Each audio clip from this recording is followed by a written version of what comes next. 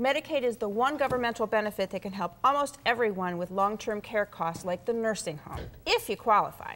Last week we discussed changes happening currently with the Medicaid program in Ohio to make qualification harder. Even more changes to the program are expected in July of this year, all in the name of saving money. Here to discuss these upcoming changes is my up-and-coming law partner, Mike Solomon. Hey, Lori, how are you doing? So what's the big change coming? Well, Ohio, since the beginning of Medicaid, Ohio was a special type of Medicaid state. It's called a Section 209B state, if you're curious about that. And what that meant is Ohio was allowed to have Medicaid rules that were harsher than the disability rules for Social Security. So Ohio is changing that. They're now, most states, by the way, were the other way. So Ohio has now decided to make their rules match most of the other states and become that other kind of state.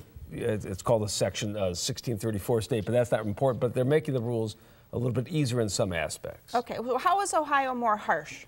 Well, under Ohio rules, if you qualified for Social Security disability and you wanted then to receive Medicaid, the health benefits from Medicaid, you had to reapply. And their standards were slightly different than Social Security's disability standard. For example, under Social Security, you could keep, if you were single, you could keep $2,000 of assets. Under the Medicaid rules for Ohio, it was $1,500. Okay, so what happens now under this new law coming? Well, the benefits are under the new law. If you qualify for Social Security disability, you're automatically qualifying for the Medicaid health care benefits, and they've they've increased the amount of money you can keep from $1,500 to the $2,000 amount. Okay, well, those are good.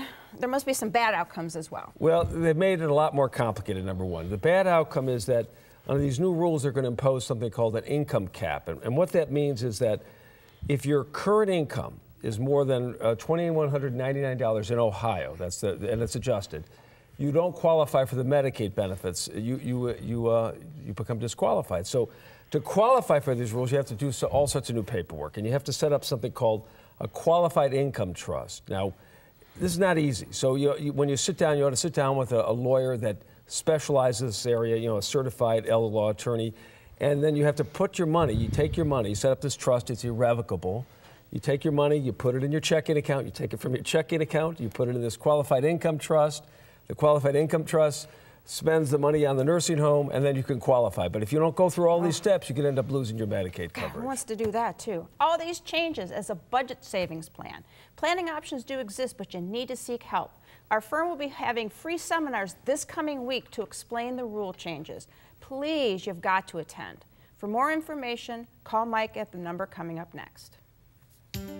Call Solomon, Steiner and Peck at 1-888-236-5173 for more information or to schedule a speaker for your organization. Or log on to www.ssnplaw.com. Thanks for joining us. On next week's show, we'll spring a craft on you that celebrates the new season. Then we'll put our finger on help for hurting hands. Plus, can our senior centers keep up with society's changes? It's a challenge that could come with beneficial bonus. But until next week, please remember to make the most of your golden opportunities.